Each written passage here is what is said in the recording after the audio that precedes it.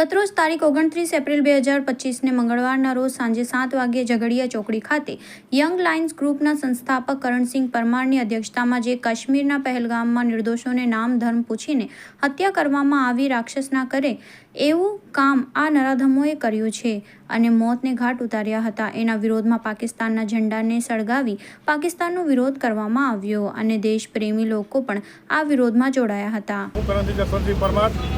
Young Lions group Jhagadia તરફથી આજરોજ અમે જે થોડા દિવસ પહેલાં કાશ્મીરમાં પહેલગામમાં જે રીતે નિર્દોષની હત્યા કરવામાં આવી, જે ધર્મ પૂછીને, નામ પૂછીને, જાત પૂછીને જે લોકોને નિર્દોષોને ગોળી મારવામાં આવી ઊભી રાખીને, એવા નરાધમો જે પાકિસ્તાનના હતા, જે માત્ર ભારતમાં આવીને હિન્દુ મુસ્લિમ એકતાને ભંગ કરવાની કોશિશ કરી રહ્યા હતા એવું જણાઈ રહ્યું હતું અને ધર્મ અને નામ અને જાત પૂછીને એ લોકોને ગોળી મારી હિન્દુ મુસ્લિમ એકતાની પ્રતિકને તોડવાની કોશિશ કરી આ લોકો એવું ષડયંત્ર પેદા કરવા આવ્યા હતા।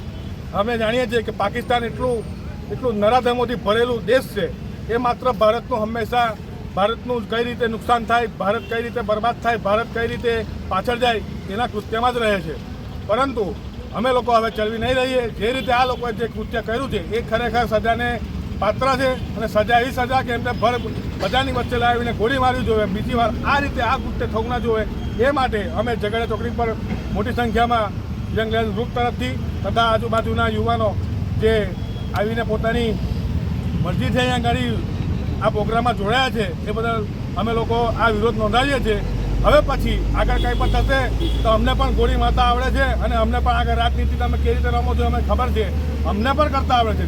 જરૂર પડશે તો અમે નાણાં બોલાવવાની જરૂર પડશે તો અમે બંદૂકની ગોળીઓ મારતા પણ અમે શીખીશું અને આ લોકોને નરાધમોને જે આ નરાધમોએ જે આ કૃત્ય કર્યું છે એ લોકોને કડકમાં કડક સજા થયું છે અને ભર વચ્ચે ગોળી મારવી જોઈએ એવી અમારી માંગ છે। એ માંગ સાથે અમે આ પાકિસ્તાનના ઝંડાની નીચે આ જે થૂકીએ છીએ નાના છોકરાને અમને પેશાબ પણ કરાવીશું આની પર।